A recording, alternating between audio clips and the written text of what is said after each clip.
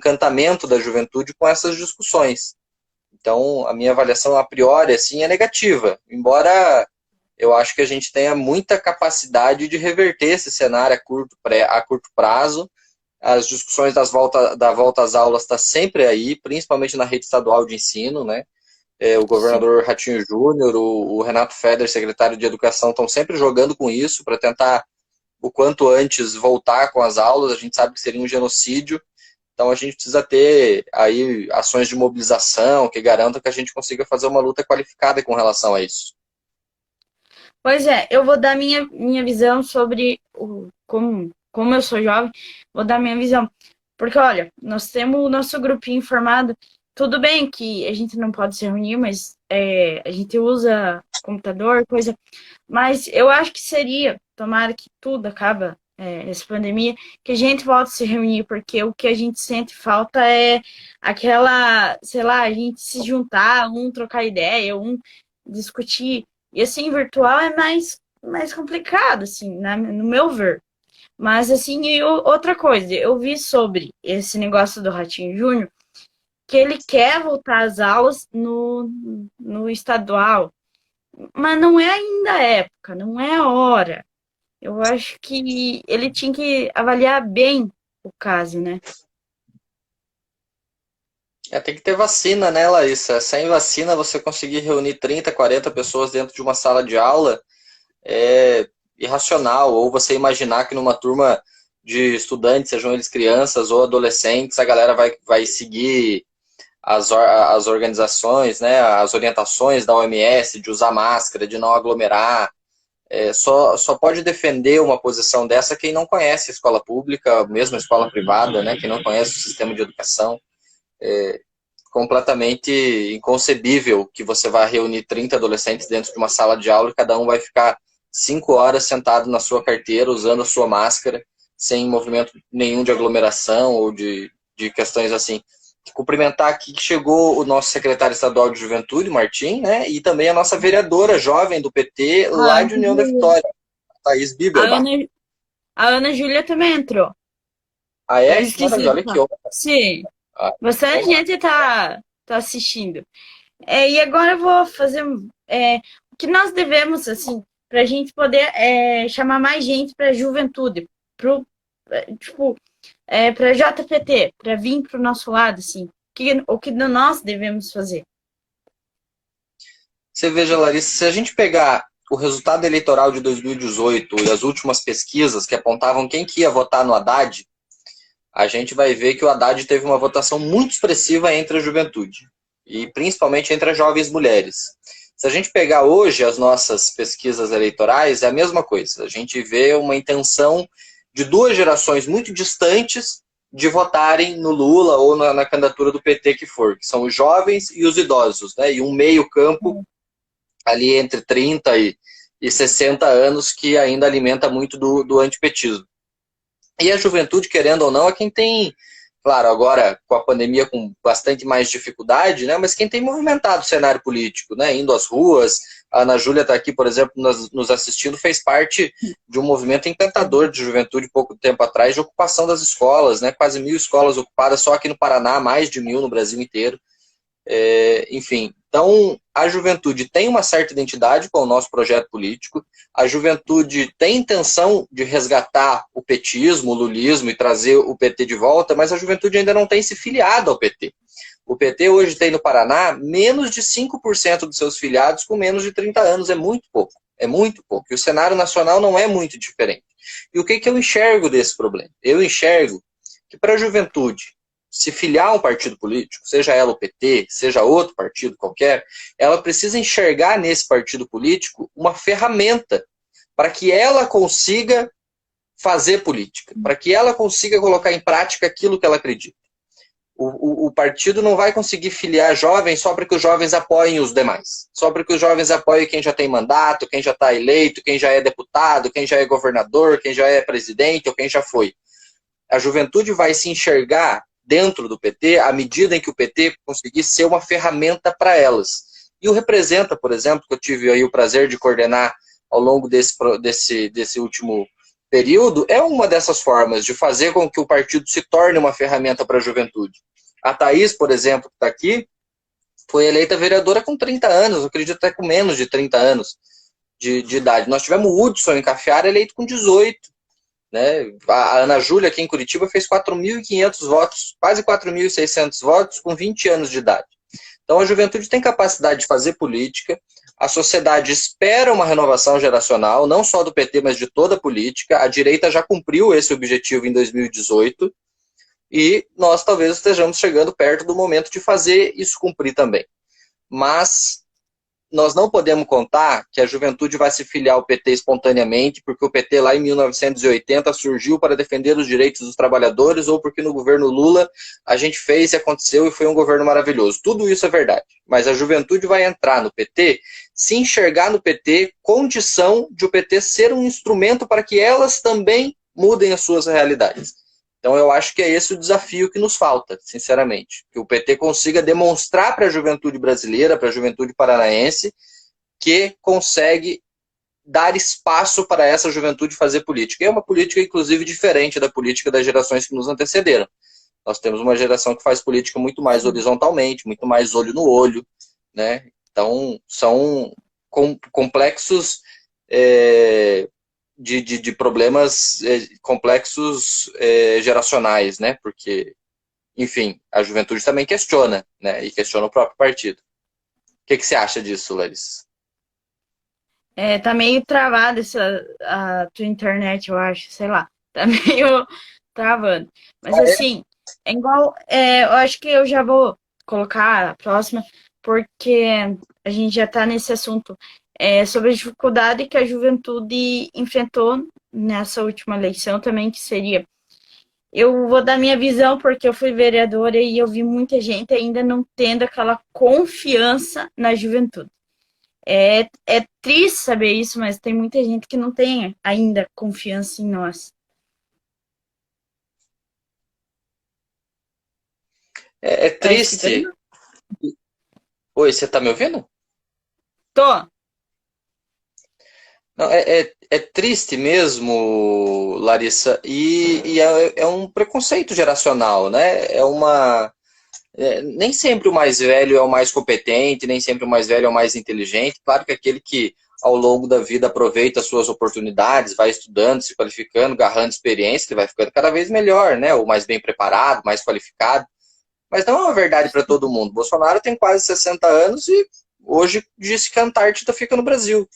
Né? Então, a incompetência dele eu não preciso nem mencionar, né? Outros países do tamanho do Brasil estão vacinando a população com menos de 30 anos. Nós estamos hoje sofrendo para dar a segunda dose para aqueles acima de 60. Então, é questão que às vezes ela vem de um processo político, né?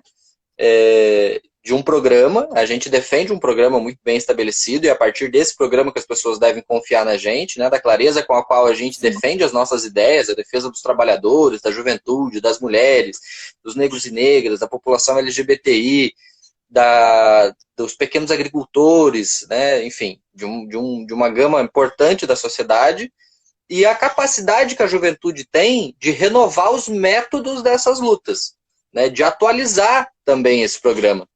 Veja, a direita em 2018 se atualizou. Eles passaram a ter uma geração que faz política de um jeito bem diferente da geração anterior. Eu estou falando do Kim Kataguiri, do Mamãe Falei, do Holiday, enfim, de vários. Aqui no Paraná a gente tem também, né, o Francisquinezinho, a Luísa Canziani, enfim.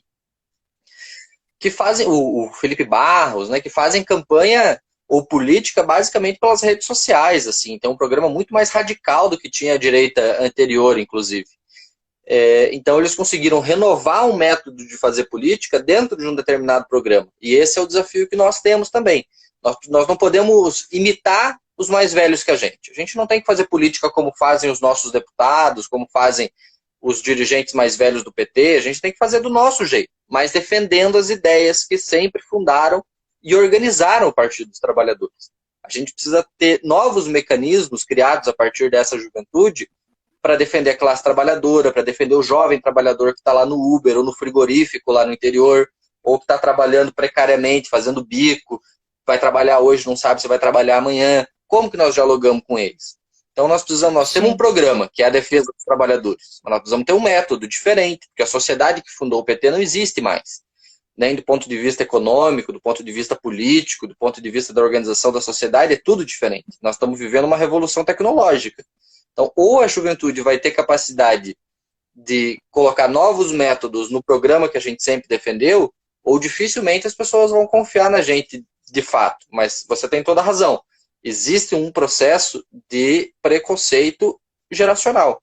E aí é o desafio que a gente tem. Assim como tem as mulheres, o desafio de acabar com o machismo na política, assim como tem os negros e negras, o desafio de acabar com o racismo, enfim, são todas lutas que englobam o nosso programa político e que a gente vai ter que enfrentar no dia a dia.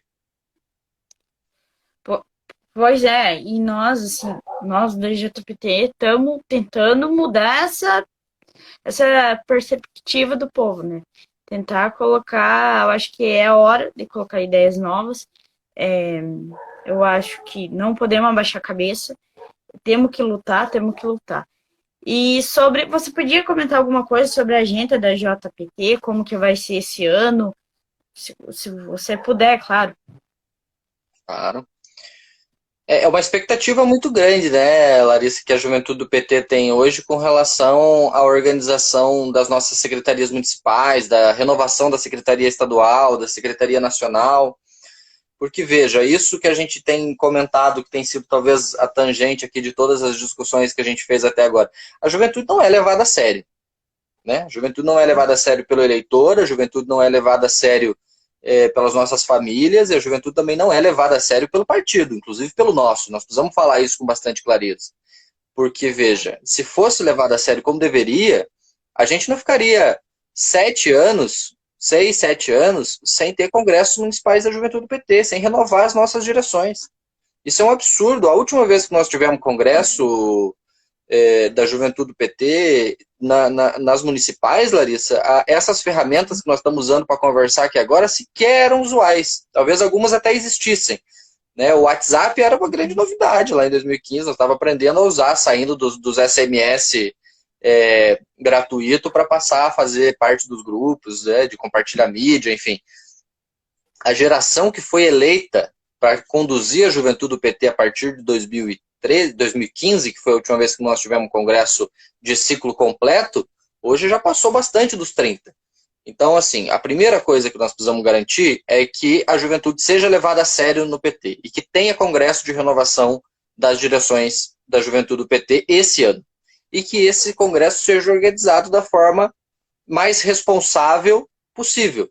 Tanto a partir da política, né, que a gente consiga garantir mobilização, que a gente consiga garantir participação dos nossos jovens, que a gente consiga garantir um bom debate político, que não seja só para renovar a direção, mas também para a gente atualizar o nosso programa, mas também do ponto de vista responsável com a pandemia. A gente não pode também, nesse momento, achar que nós vamos conseguir reunir 1.000 jovens num galpão, como nós fazíamos antigamente, fazer um grande congresso da juventude do PT presencial nesse momento.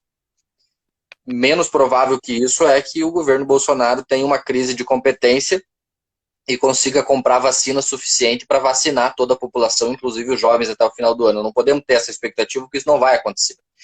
Então, o que está acontecendo no cenário nacional da direção do PT? Existe uma proposta de calendário que foi elaborado pelo conjunto das forças políticas da juventude do PT, que vai ser apresentada à direção nacional do PT nessa semana.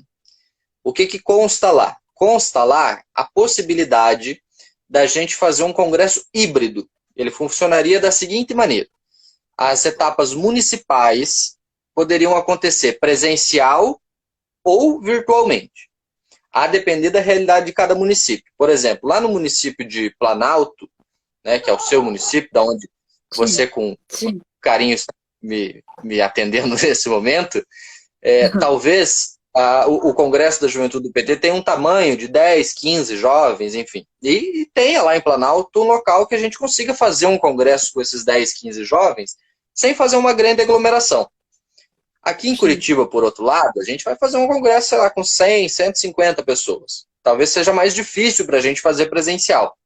Então, vai ficar aberta essa possibilidade para que cada município decida se tem condição de fazer presencial ou se vai fazer virtual. Mesmo se for presencial, se algum jovem quiser participar pela internet, vai poder. Não pode ser privado de participar pela internet. Então, vai ser um congresso com quórum muito alto, porque não necessariamente todos os delegados vão precisar viajar, né? Porque eles vão poder participar das suas casas, de todas as etapas.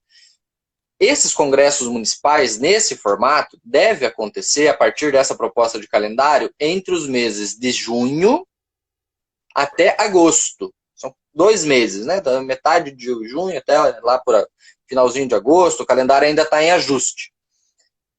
Podem participar do congresso todos os jovens que tenham nascido a partir do ano de 1992 e que estejam filiados ao PT até o dia 1º de maio, ou seja, daqui 3 dias.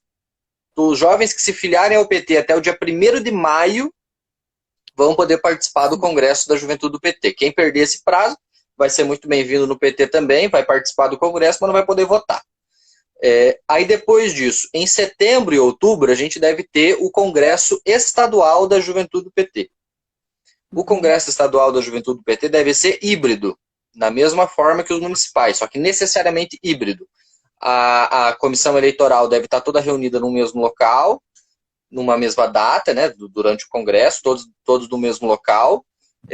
Todos os delegados que puderem chegar até esse local participarão presencialmente, mas existirá a possibilidade dos delegados participarem de casa também, a partir da internet, enfim, a presença de todos os delegados estará garantida mesmo de casa. E o Congresso Nacional acontecendo em dezembro, aí completamente virtual, mas é um virtual diferente, porque ele também que nós não vamos reunir todos os delegados no mesmo lugar do país, mas cada estado vai reunir os seus, e o Congresso Nacional virtual vai acontecer a partir desses polos, né? Vão ser lá 27 polos que estarão interligados através da internet. Nós do Paraná, que formos delegados do Congresso Nacional, estaremos todos no mesmo lugar, né? Que deve ser, sei lá, 10, 15 pessoas, e vamos participar do Congresso a partir da interligação desses polos. Então, o que eu posso te dizer com relação à agenda da Juventude do PT? Hoje, muito provavelmente, nós vamos ter Congresso.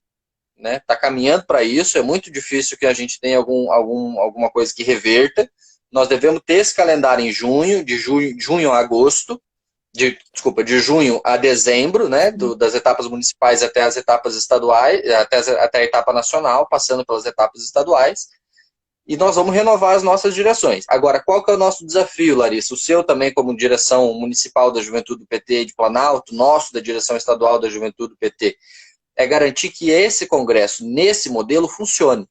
A gente consiga que a juventude, de fato, consiga participar dos debates políticos, que seja um congresso democrático, que seja um congresso auditável, fiscalizável, que a gente consiga fazer na maior transparência possível.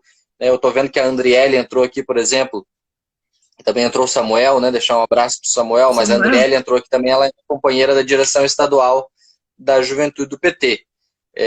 De outra corrente política, né, de uma corrente política diferente da minha. Então, é um desafio que nós vamos ter de garantir as melhores condições para que a gente consiga fazer um congresso seguro, tranquilo e rico, né, que a gente consiga fazer bastante debate, que a gente não veja uma disputa sanguinária, né, que a gente não veja o cargo sendo mais importante do que a construção política da juventude do PT, e que, de fato, o congresso consiga refletir o que foi a juventude do PT no último período, né, que não seja um espaço para os aventureiros, né? A galera que disputa tudo quanto é eleição, tudo quanto é espaço que é ocupar, nem constrói a juventude do PT, mas vê que vai ter eleição da juventude do PT, vem e tenta tirar quem está construindo o tempo todo, né? Que a gente consiga fazer de uma forma bem tranquila e uma construção possível. Então, de calendário é isso. De junho a dezembro, estaremos nos reorganizando enquanto juventude do PT.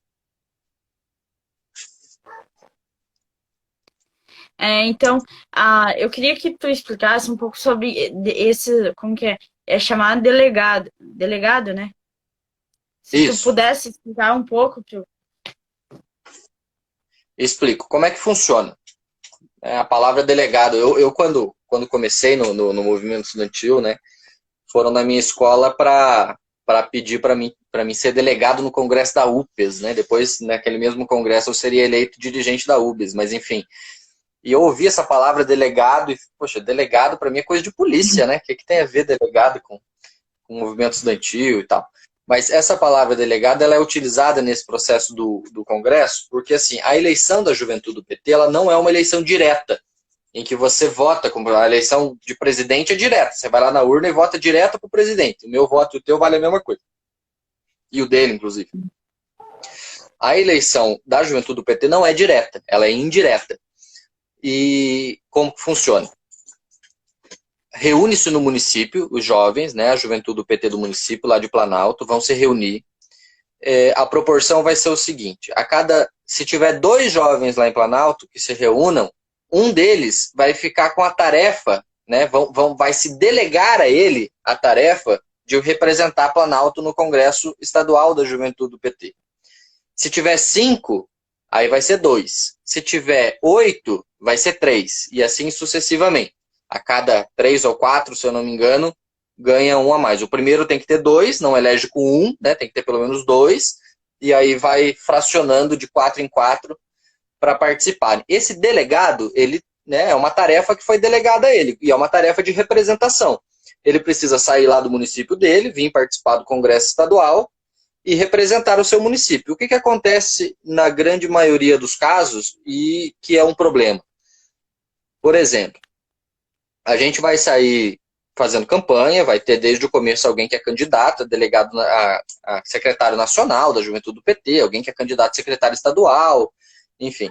E nós vamos rodar os municípios fazendo campanha, vamos lá em Planalto, por exemplo, nós vamos combinar lá com Planalto que Planalto vai participar conosco, vai estar na nossa chapa, ou enfim, qualquer outra, né? Dando um exemplo. E acontece que chega no... Não vou usar Planalto, porque é um exemplo ruim, vou usar outro município, mas vamos dizer que é Pindamonhangaba, que nem é no Paraná.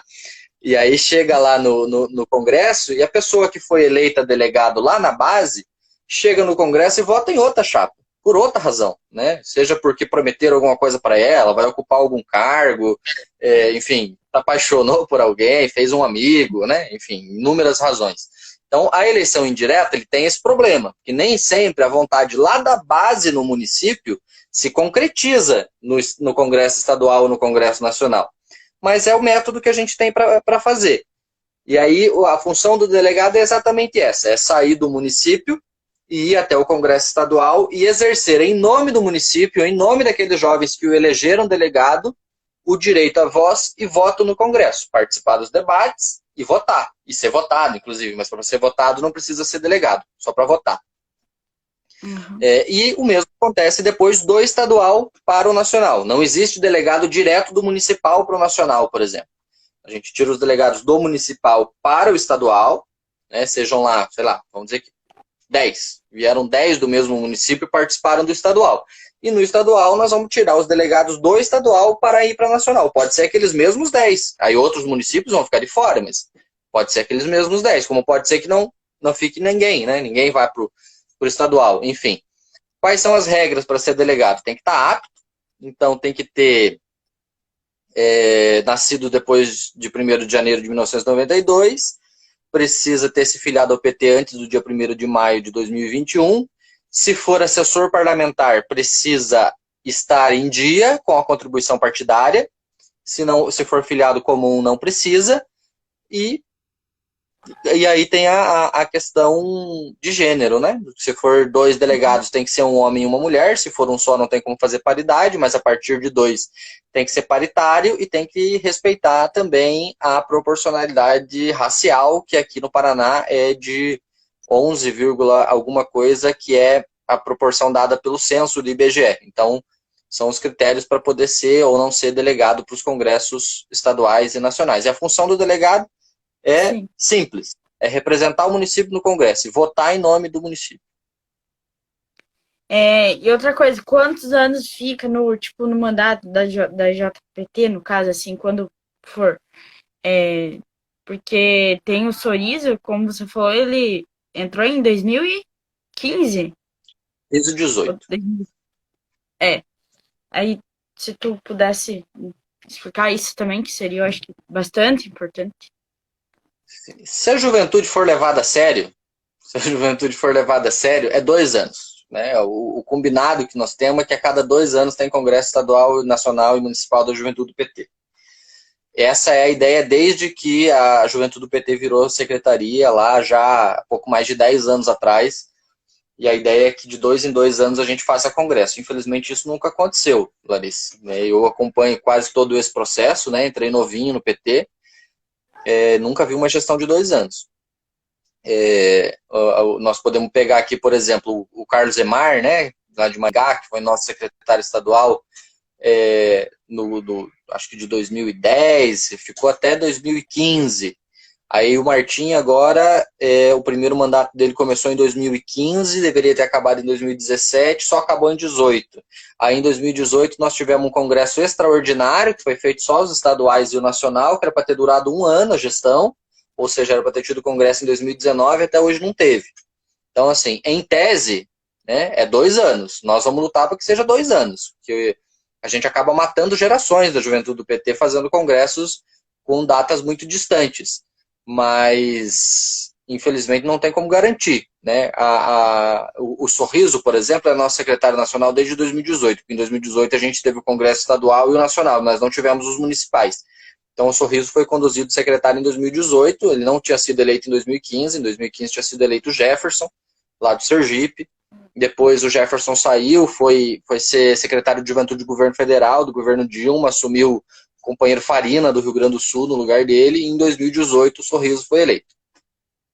Mas os secretários municipais, a última vez que nós tivemos um congresso para eleger secretário municipal, e eu fui eleito secretário municipal lá em 2015, eu era secretário municipal da Juventude do PT aqui de Curitiba, fazem já 6 anos, né? Nenhuma gestão durou tudo isso. As pessoas foram ficando mais velhas, foram abandonando, foram saindo, enfim. Então não tem como garantir o tempo de duração. Mas, a princípio, é 2 anos. Travou um pouco o teu vídeo. E assim, é complicado para muito jovem que, tipo, eu passei por uma situação que eu acho que eu não cheguei a comentar contigo o que aconteceu. Chamaram a Conta. gente de geração doente, né? Comentaram lá. Tem muitos jovens que são petistas, mas não querem dar a cara a bater porque tem medo dessas represálias. Isso vai acontecer porque o dia que eu vi que comentaram na foto lá do grupo, eu fiquei assim, naquele momento meu chão caiu, porque quando fala em geração doente, aí eu fico pensando, será que é por a gente pensar diferente, por a gente ter opiniões diferentes? Aí, isso que eu me pergunto, será que eu tenho que pensar da mesma forma que aquele cara pensa? Não sou. Então a gente não pode ser considerado geração doente. E isso que eu vi e fiquei muito frustrada. E até eu acho que comentei com o pessoal, não sei se eu cheguei a comentar com você, mas assim, foi uma situação bem triste para mim, né? Eu imagino, Larissa, me solidarizo desde logo com relação a isso.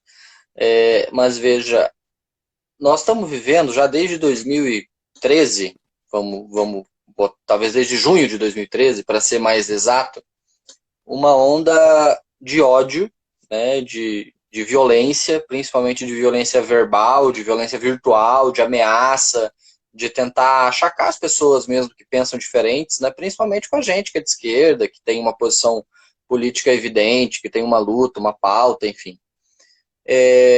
E eu, sinceramente, acho que essa onda de ódio específico, embora o ataque que você tenha recebido seja um ataque geracional, né, chamar de geração doente, enfim, é um ataque que não é exatamente a nossa geração, mas as nossas ideias, né, e aí, inclusive, de todas as idades. A presidenta Dilma foi muito vítima de processo de ódio, né, de pegar vídeos dela descontextualizados e utilizar como se ela não estivesse falando alguma coisa certa, ou de usar adesivos na boca do tanque do combustível do carro que eram horríveis, né, uma violência de gênero incompreensível. Assim. O presidente Lula é até hoje vítima de ódio, de difamação, chamam de cachaceiro, de nove dedos, de vagabundo, né, para além da própria perseguição da mídia, para a própria perseguição do sistema judiciário. Assim, e são características que são muito próprias do sistema fascista, né, do que aconteceu na Itália, na Alemanha, na primeira metade do século passado, enfim, de processo de repressão mesmo a ideologias diferentes, a ideias que destoem, e sinceramente eu entendo que isso machuque, né, porque às vezes inclusive vem de pessoas muito próximas da gente, né, de família, de amigo, de professor, enfim. Mas eu acho que isso diz muito mais sobre eles do que sobre a gente, né? Porque, querendo ou não, nós somos democratas, né? Nós defendemos a democracia, inclusive uma democracia muito mais real do que essa democracia que está aí. É muito mais democracia do que simplesmente votar e ser votado. Mas uma democracia de participação, uma democracia de envolvimento, uma democracia plural, de respeito às diferenças.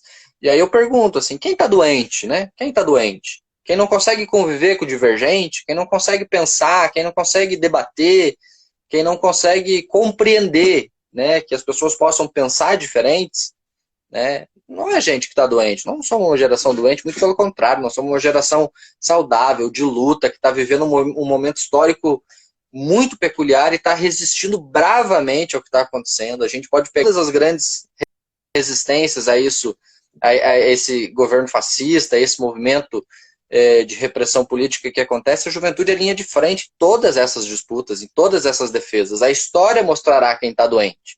Nós estamos do lado certo da história.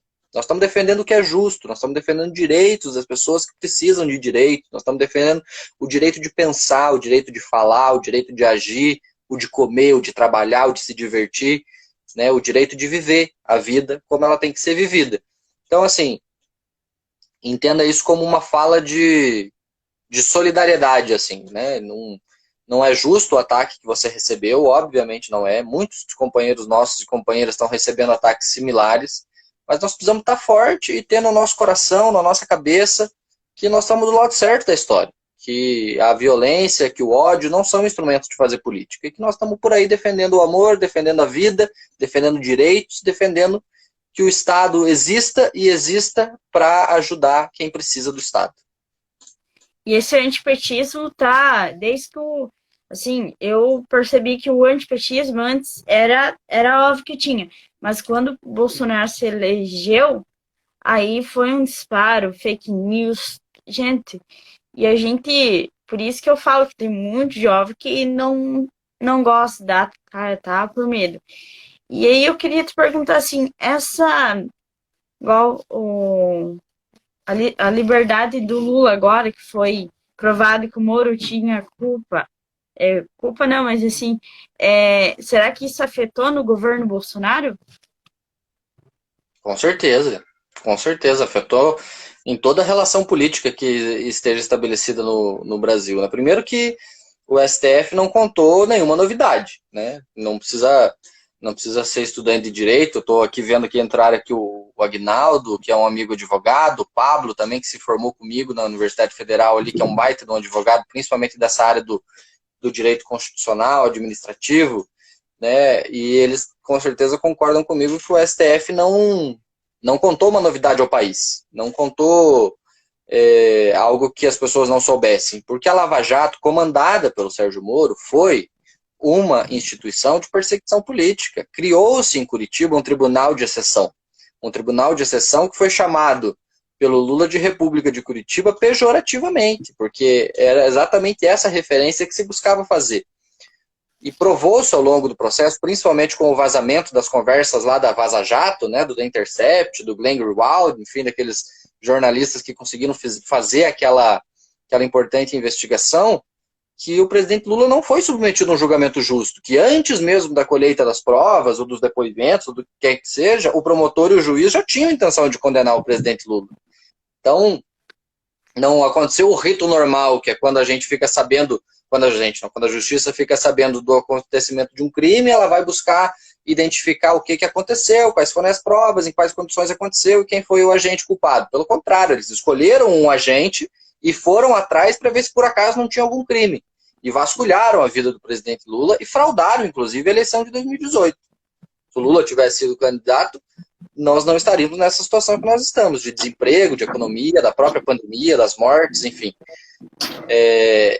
E a volta do Lula, né, o Lula poder ser candidato de volta em 2022, com certeza mexe com todas as estruturas políticas do país, porque muda o cenário, né, de um cenário que tinha essa dificuldade, inclusive, de ter uma liderança com capacidade eleitoral que se contrapusesse ao Bolsonaro, né, agora não existe mais. Agora nós temos uma liderança mais popular ainda do que o presidente, que já governou, que tem um governo que contrasta com o governo do Bolsonaro, tanto é que saiu com 86% de aprovação, com pleno emprego, com a economia girando alto, com o país respeitadíssimo no mundo, com uma diplomacia muito bem feita, criando bancos, né, criando blocos econômicos internacionais, seja aqui no Mercosul, né, seja nos BRICS, enfim, um monte de coisa interessante que aconteceu e que contrasta com um governo de absoluta incompetência, que erra as siglas dos estados para mandar vacina, troca o Amapá pelo Amazonas, diz que a Antártica é no Brasil,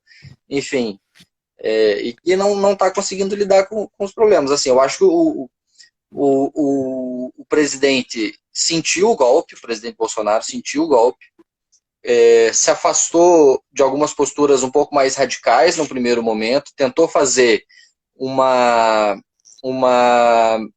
mediação da figura dele, tentando ser um pouco mais estadista, chegou a aparecer de máscara, defendeu vacina, enfim, mas é um movimento que também tá acabando, assim, né, porque eu acho que agora eles estão apostando que devem se radicalizar um pouco mais. Mas se a gente vê o que o filho do presidente fez ontem, por exemplo, na CPI da Covid, né, de defender que as sessões sejam virtuais, porque senão os senadores vão morrer por conta do vírus.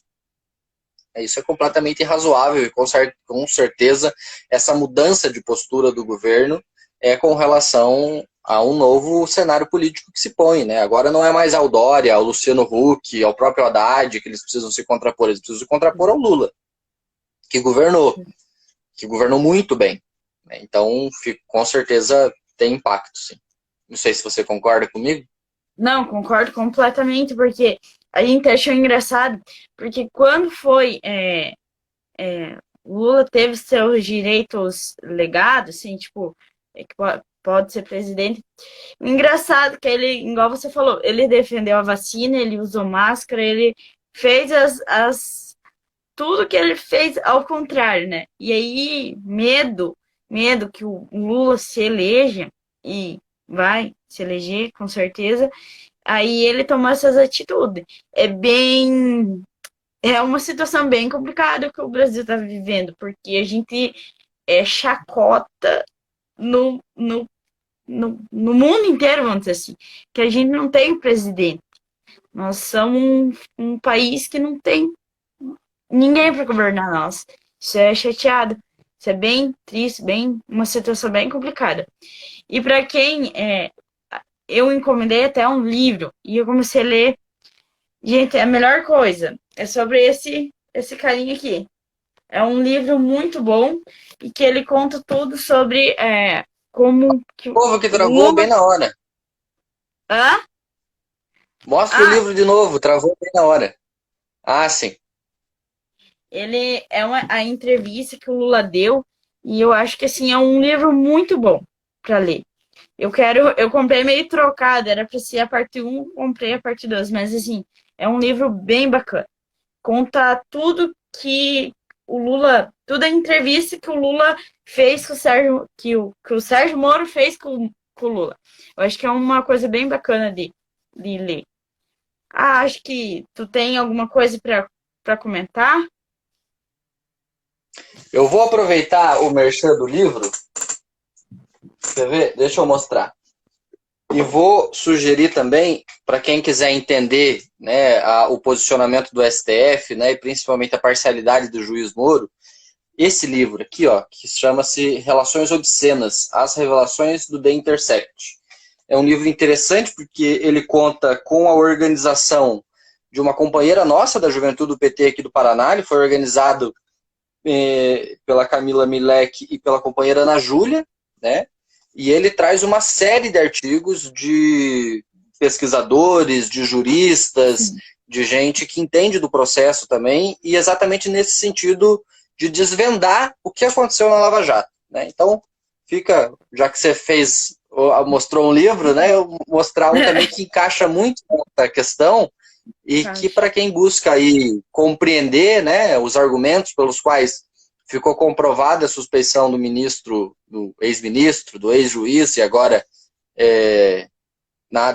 Sérgio Moro, né, para que leia também aí as relações obscenas. Inclusive já saiu o volume 2, que é bem interessante também. As pessoas fiquem aí, espero que busquem ler, porque vale muito a pena. Outra coisa antes da gente encerrar. Eu vi que esse dia aconteceu um negócio com um vereador de Curitiba, que queriam caçar a candidatura dele. Como que tá a situação? A Ana Júlia tá falando que quem quiser ler o livro que ela organizou aí é para falar que ela manda. Ó. Pode mandar. Aconteceu uma outra aberração, né, Larissa? Você veja, o vereador em questão é o vereador Renato Freitas. Ele é mestre em Direito também pela Universidade Federal do Paraná, pesquisador da área da criminologia, e é um homem jovem, né? Tem pouco mais de 30 anos, enfim, ligado ao movimento de periferia, movimento hip hop, e é um companheiro de primeira hora, né? É talvez uma das expressões do que é hoje a renovação do PT, né? De gente que vem mesmo ascendendo socialmente, ou culturalmente, ou politicamente, através das políticas que foram desenvolvidas pelos governos do PT, né? Assim como eu, assim como você, assim como várias outras pessoas, e que hoje ocupam espaços importantes. E o vereador Renato, ele não esqueceu de onde ele veio. Ele não, assim como vários outros que se elegem da periferia e que passam a falar de outros assuntos e usar ternos bonitos e se tentar aparecer aquilo que não é, o vereador Renato continua sendo exatamente aquilo que ele sempre foi. Um militante dos direitos humanos e alguém vindo da periferia, defensor dos trabalhadores, defensor da nossa juventude periférica, né? E o Renato, ele não faz um jogo de multisagrados, vamos assim dizer, né, de puxar saco ou de ficar trocando elogios com os vereadores de direita. Ele é um vereador firme, de posições ideológicas muito bem estabelecidas, e ele busca o tempo todo fazer essa defesa e trazer a voz da periferia. E aí o que eles fizeram?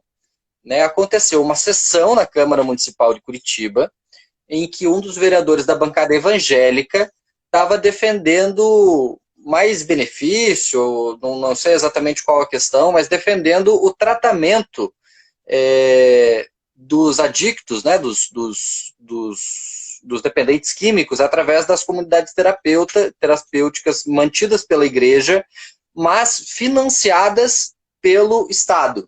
E aí eu tenho um exemplo, por exemplo, de uma comunidade terapêutica como essa, lá de Paysandu, no interior do estado do Paraná, da Unlive, que é a União Libertando Vidas, que ela era exatamente isso, tinha algum financiamento público, era tocada pela igreja e utilizada pelo pastor da igreja para fazer lavagem de dinheiro. Não estou dizendo que todos os pastores fazem isso, mas naquele caso específico, acontecia isso. E um dos nossos companheiros, que você também conhece, que é o Dé, né, o Dé Rodrigues, lá de Paysandu, foi nosso candidato a vereador, ele assumiu a direção da Unlive recentemente e está tocando lá um trabalho maravilhoso de recuperação, de assistência aos adictos, aos dependentes químicos. Mas, enfim, qual que é o cerne da questão? O cerne da questão é que as igrejas, né, não todas, e nem todas mal intencionadas, não entendam que eu estou fazendo uma apologia ateia aqui, porque sequer ateu eu sou, né, elas muitas vezes utilizam desses mecanismos para razões diversas daquelas que elas propagandeiam. Não estão necessariamente preocupadas com a recuperação dos dependentes químicos ou com o tratamento de saúde deles, mas com a administração daquele patrimônio, daquele bem, enfim. E vai muito dinheiro do Estado para essas organizações. E elas acabam, querendo ou não, retirando uma competência do Estado. Veja o raciocínio lógico comigo, que era mais ou menos o raciocínio que o companheiro Renato estava defendendo. Se vai ter investimento para essas comunidades terapêuticas, é claro que tem que ter, porque nós precisamos recuperar as pessoas dependentes químicas, por que essas instituições, esse dinheiro não pode ser investido em instituições públicas, gratuitas, universais, que atendam com método, com acompanhamento de assistente social, psicológico, psiquiátrico, médico, de serviço social, enfim. Por que precisa necessariamente passar pela mão de um terceiro se o Estado pode fazer direto? Esse era o questionamento que o Renato fez. E aí a bancada evangélica, 3 vereadores da bancada evangélica, eu acredito que não sejam todos, deve ter mais, entraram com um pedido de cassação do mandato do vereador Renato, dizendo que era preconceito religioso da parte dele defender que o Estado invista em instituições estatais. O que isso significa na última análise, Larissa? Significa que, por divergência de opinião, que é típica do parlamento, o parlamento existe para que as pessoas divirjam nele, né, para que tenham posições que se contradigam ali naquela mesma Câmara Legislativa, mas que por uma divergência ideológica se cassasse o mandato de um vereador jovem, negro, periférico e, obviamente, petista, né, porque com essas características não poderia ser de outro partido. Então, é um pouco reflexo disso que você sofreu, que nós falamos agora há pouco, do ataque de ódio, da intolerância política, da intolerância com aquele que pensa diferente, só que nesse caso tomou proporções maiores, né? Foi, inclusive, um pedido de cassação de mandato, né? Está correndo por aí uma lista para assinar, né? De um abaixo-assinado em solidariedade ao companheiro Renato, que inclusive convido todo mundo que estiver assistindo para que procure, para que assine, pode me pedir no WhatsApp ou aqui no Instagram mesmo, ali no DM que eu mando, né, para que a gente consiga assinar e defender um mandato importante do companheiro Renato, inclusive que está recebendo um ataque que não é só ele que vai receber, né? Eu imagino que essas forças fascistas, antidemocráticas, o máximo que elas puderem atacar a democracia, o máximo que elas puderem atacar o voto direto, elas vão fazer. Hoje, estão ameaçando o mandato do Renato. Em 2016, caçaram o da Dilma. E se a gente não resistir, e a gente não tiver condição de defender a democracia, o voto direto e a liberdade de expressão e a divergência de opinião, nós vamos viver um estado muito restrito, né? Em que a gente não vai mais poder pensar, que a gente vai apanhar pelas nossas posições políticas, vai ser preso, e a gente já teve na nossa história recente, né? Aí, pouco mais de 40 anos atrás, um período nesses termos e muito, muito dura, né? Que foi a ditadura militar. Eu queria ver, tem mais alguma coisa que gostaria de falar e coisa?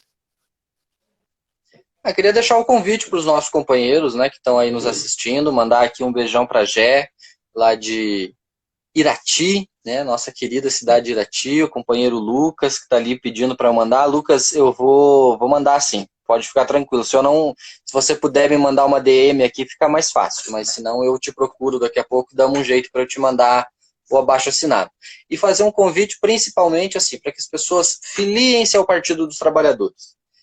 E filie-se para que a gente construa uma resistência e uma renovação geracional super importante para o nosso partido, para a nossa ideologia. Nós temos lideranças de diversas gerações que ocupam cargos importantes, que já foram presidente, governador, senador, deputado, prefeito, vereador, e que fazem uma luta brilhante, que a gente muito se orgulha.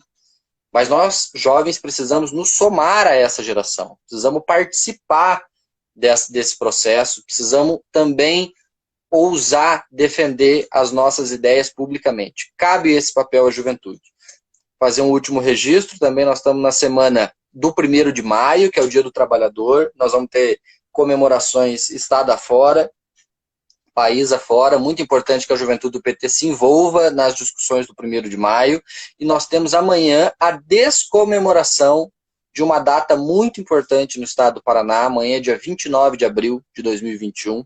Amanhã completar-se-ão 6 anos do massacre dos professores no Centro Cívico de Curitiba, em que o governador Beto Richa, por mais de 4 horas seguidas, tacou bombas, balas de borracha, cachorro e uma série de violência contra um grupo de professores, de estudantes, de militantes de direitos humanos, feriu mais de 300 pessoas.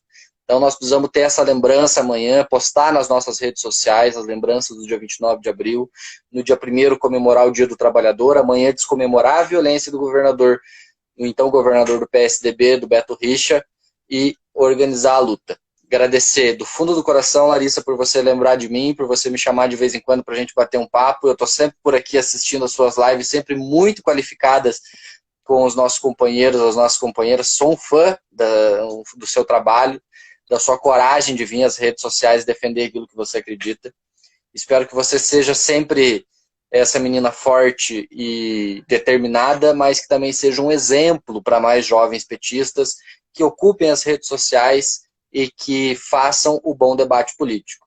E aí desejar que a gente entre, então, nesse calendário de reorganização da juventude do PT, que a gente iniciou a conversa comentando sobre ele, de cabeça erguida, de alma tranquila, e que a gente tenha noção dos desafios que a gente tem pela frente, das tarefas que o PT e que o Brasil reservam à nossa geração, e que a gente consiga organizar uma boa luta. Por fim, deixar um abraço ao delegado de polícia Pedro Felipe, entrou por último aqui agora, foi nosso candidato a vice-prefeito aqui de Curitiba, é um companheiro jovem também de renovação geracional e que muito nos alegra pelas posições que defende, pelo debate que faz e que agora está organizando o setorial de segurança pública do PT. Aqueles que eventualmente quiserem fazer parte, tem que entrar em contato aí com o companheiro Pedro Felipe. Larissa, obrigado, viu, por me chamar aqui, parabéns, tamo junto. Queria agradecer você, Wellington, por aceitar esse convite de novo, mas para mim é um prazer ter você como amigo e vamos esperar que venha essa vacina logo para vocês virem para aqui para o Sudoeste, vamos se reunir, vamos. E antes da gente se encerrar, eu queria fazer o comunicado que a gente está fazendo de novo, que a gente está fazendo uma campanha do agasalho. Quem puder, que é daqui do município de Planalto, quem puder ajudar, doar, eu acho que é para uma ação muito importante, muito boa, para ajudar aquelas pessoas mais necessitadas.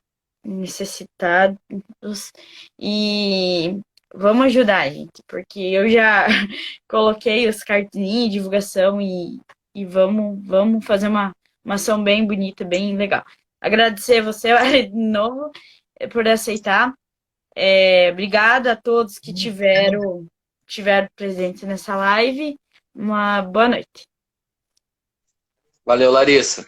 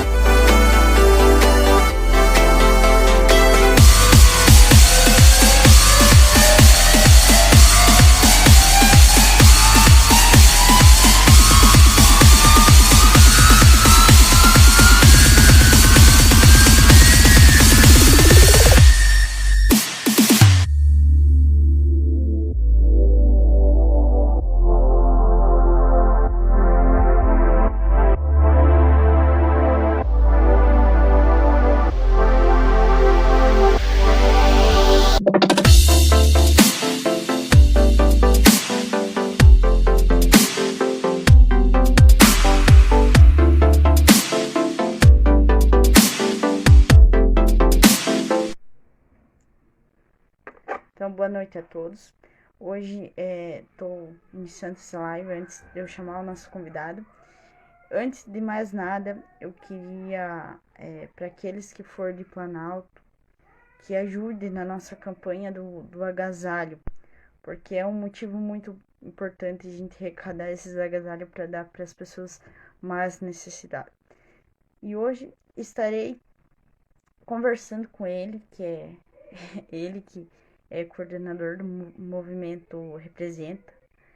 E nós já tivemos um papo ano passado e eu já vou chamar ele aqui para nós conversar. Deixa eu ver.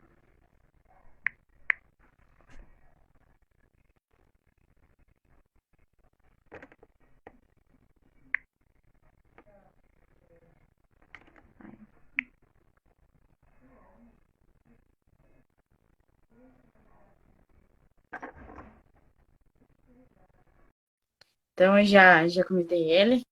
Vamos só.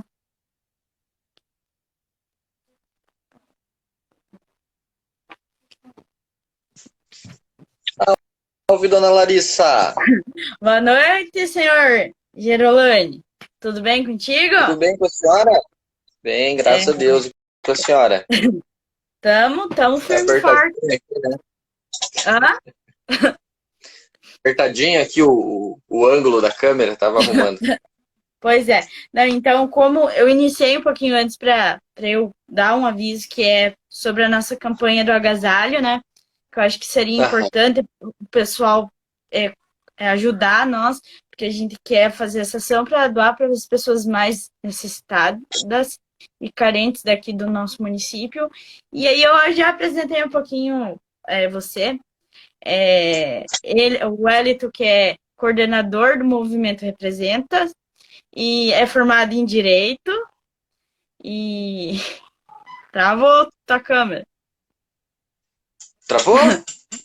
Tô ouvindo Agora bem. travou. Ele que é formado em Direito. Nós hoje vamos falar um pouco sobre a reorganização da juventude para o próximo período, né? Ele vai falar um pouco da agenda da JPT. Então, boa noite, Wellington. Boa noite, Larissa. Tudo bem? Que bom te ver de novo, né? A gente tem conversado sempre que possível, né? Cumprimentar aí os companheiros também que estão nos assistindo, né? Eu tô vendo aqui que está entrando o nosso querido João Cararo, lá de Foz do Iguaçu, outros companheiras também já estão chegando. Sim. Agradecer, né, Larissa, o seu convite. Para mim é sempre uma honra poder vir aqui dialogar contigo. Nós já tivemos um papo bacana, né, no ano passado também, antes de você ser candidata. Então, também, parabéns publicamente pela campanha que você fez, pela disputa, né, por fazer a defesa do PT, dos nossos direitos, da juventude de Planalto, né? E agradecer o convite aí por poder estar de volta e dizer que para mim é uma satisfação muito grande poder vir aqui conversar contigo. O João já colocou aqui. Com os dois está lançada a revolução. Será? Tem revolução se ele não estiver junto, né? Tem que ser os três. O João também faz parte dessa luta que nós estamos tentando travar contra esse governo vergonhoso. Então, antes da gente começar, eu fiz umas perguntas para a gente poder... como você está vendo a juventude se organizando nessa época de pandemia? Como que a juventude está se organizando? É importante porque a pandemia, querendo ou não, ela afeta, claro, todas as gerações, né, todas as idades, mas ela afeta também significativamente a juventude em questões importantes, né, como questão educacional, né, a gente está vivendo uma nova realidade de educação, de que a gente não tem mais acesso às nossas salas de aula, às bibliotecas, os corredores das escolas, das universidades, a gente está aprendendo, né, fazendo os nossos cursos aí todos através do celular, do computador, que é uma realidade muito difícil, né, para grande parte dos nossos estudantes. Nem todo mundo tem acesso à banda larga de qualidade, principalmente que consiga aguentar as transmissões simultâneas, as aulas de vídeo, enfim. Então, e também com relação ao trabalho, né, a gente não só a pandemia, mas a juventude nos últimos 5, 6 anos, principalmente depois da reforma trabalhista, assim, vem ocupando cada vez postos de trabalho mais desqualificados, mais precarizados. É claro que a pandemia também atingiu isso em cheio, né? Os nossos jovens estão trabalhando Sim, nas grandes cidades, entregando comida, passageiros, em posições completamente desprotegidas e sem direitos. Sinceramente, Larissa, eu avalio, principalmente aqui no Paraná, que a gente sim. tem pecado um pouco na organização, principalmente na organização do movimento estudantil, né? Não sou mais dirigente do movimento estudantil, não sou mais nem estudante, né? Estou colando o grau agora, mas a minha trajetória política começou no movimento estudantil, lá no Grêmio da escola, depois na UBS, na UP. Fizemos uma gestão muito boa da UP em 2013 até 2015, de reconstrução da entidade, e eu sinto que a nossa geração de movimento estudantil atual não tem conseguido dar conta disso, né? Desse debate do ensino remoto, da possibilidade de vacinação. Me parece que a gente precisa retomar um pouco essa organização, né? Inclusive do movimento estudantil se reinventar. É claro que a tecnologia dificulta, mas a tecnologia, a priori, deveria dificultar para quem não é jovem, né? Porque a juventude já faz tudo mesmo através do celular, já mexe no banco, faz o joguinho, participa, troca e-mail, né? Enfim.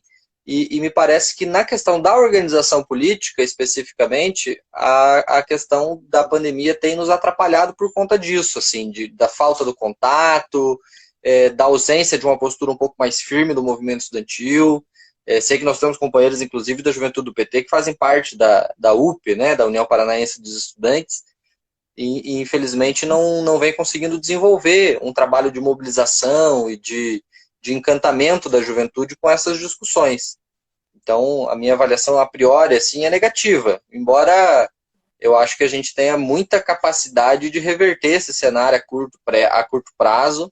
As discussões da volta às aulas está sempre aí, principalmente na rede estadual de ensino, né?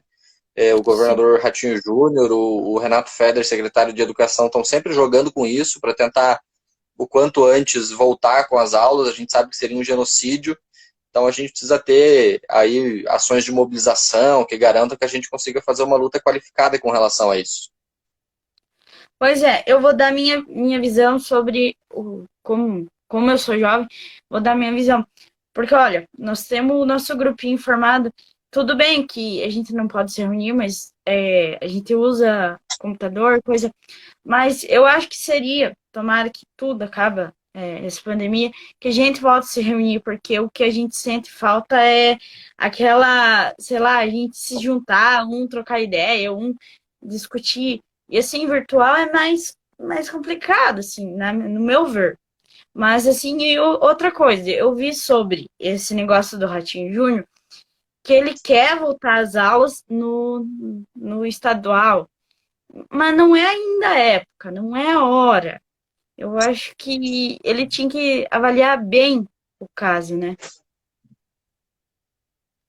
Tem que ter vacina, né, Larissa? Sem vacina, você conseguir reunir 30, 40 pessoas dentro de uma sala de aula é irracional. Ou você imaginar que numa turma de estudantes, sejam eles crianças ou adolescentes, a galera vai seguir as organizações, né, as orientações da OMS de usar máscara, de não aglomerar.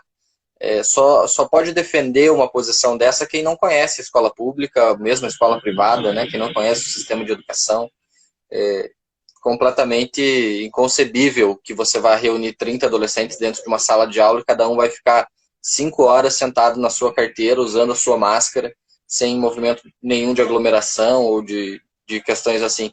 Cumprimentar aqui que chegou o nosso secretário estadual de Juventude, Martim, né? E também a nossa vereadora jovem do PT, A lá de União da Vitória, Thaís a Biberbach. Ana, a Ana Júlia também entrou. Ah, Eu é? esqueci Maravilha, de olha que falar. honra. Sim, Ah, bastante vamos lá. gente tá assistindo.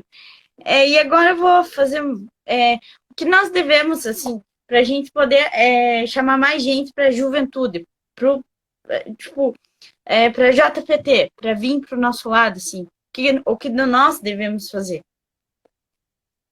Você veja, Larissa, se a gente pegar o resultado eleitoral de 2018 e as últimas pesquisas que apontavam quem que ia votar no Haddad, a gente vai ver que o Haddad teve uma votação muito expressiva entre a juventude, e principalmente entre as jovens mulheres.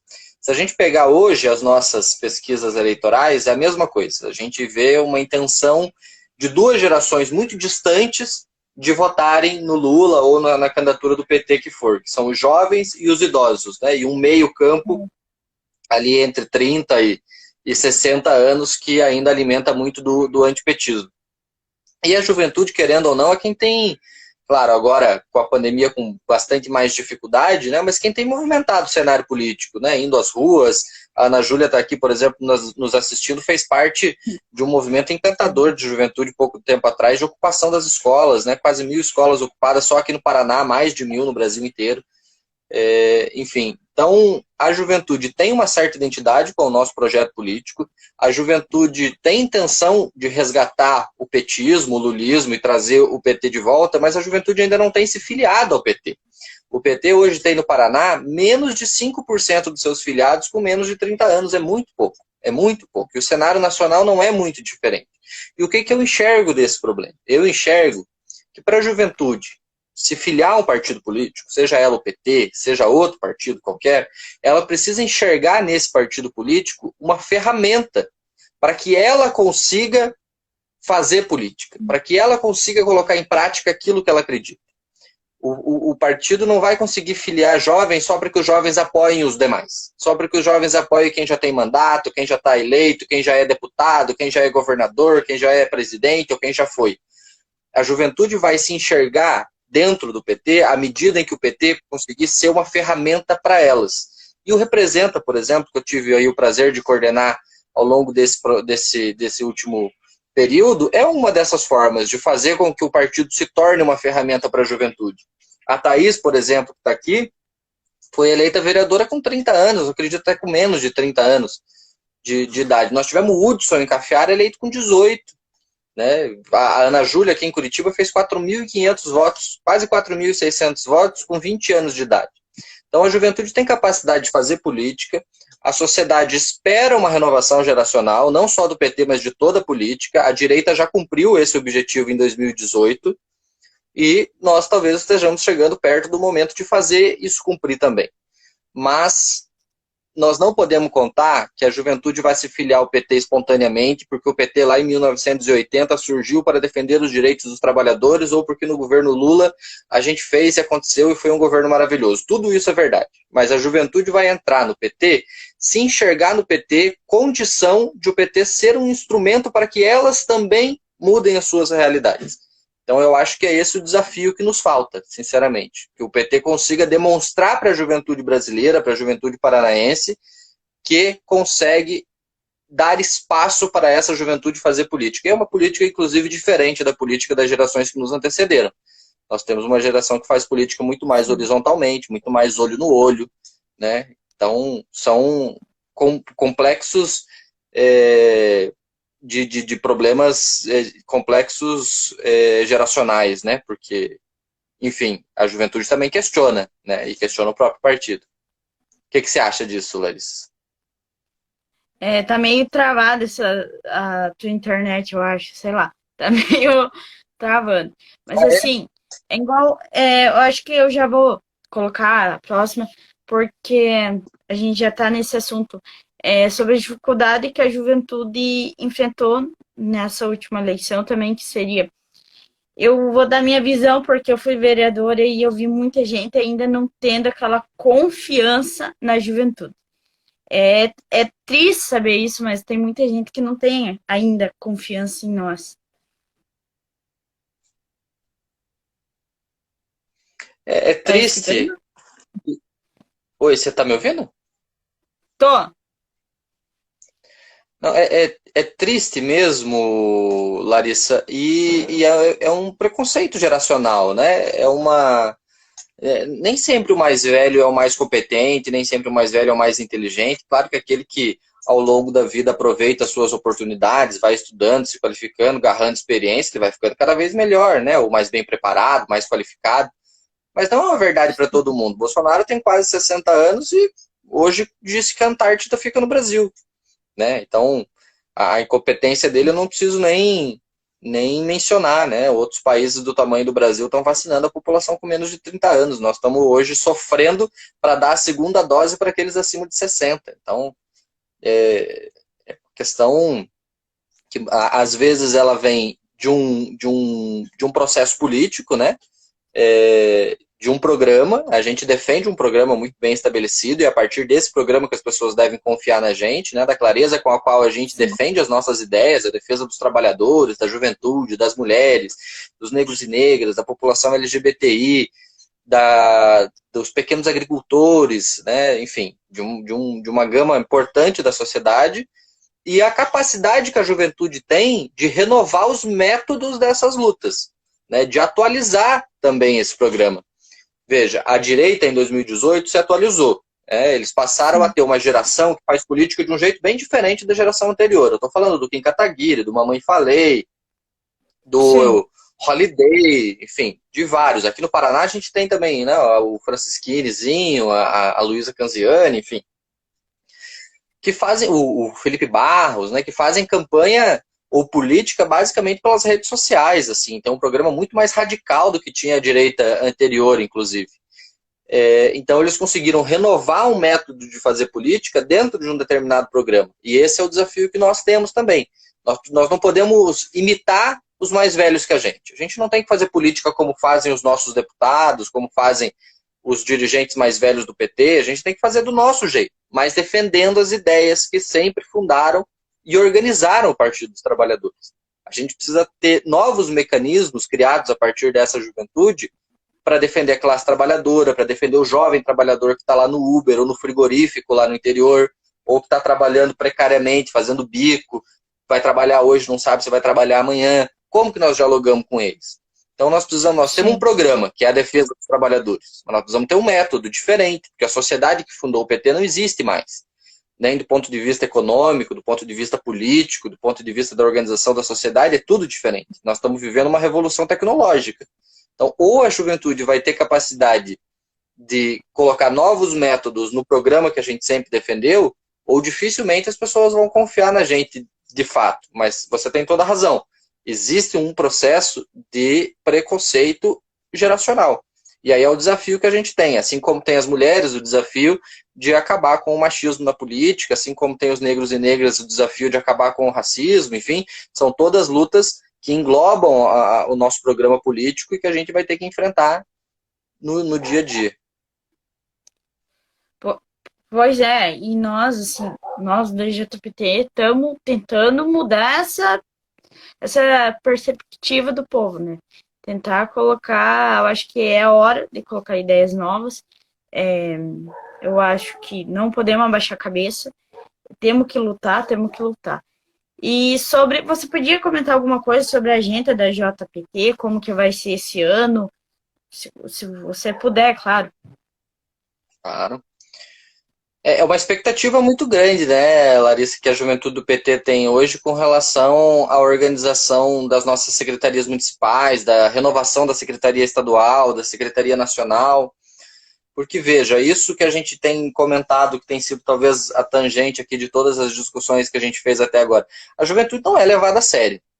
Né? A juventude não é levada a sério pelo eleitor, a juventude não é levada a sério pelas nossas famílias, e a juventude também não é levada a sério pelo partido, inclusive pelo nosso. Nós precisamos falar isso com bastante clareza. Porque, veja, se fosse levada a sério como deveria, a gente não ficaria 6, 7 anos, sem ter congressos municipais da juventude do PT, sem renovar as nossas direções. Isso é um absurdo. A última vez que nós tivemos congresso da juventude do PT nas municipais, Larissa, essas ferramentas que nós estamos usando para conversar aqui agora sequer eram usuais. Talvez algumas até existissem.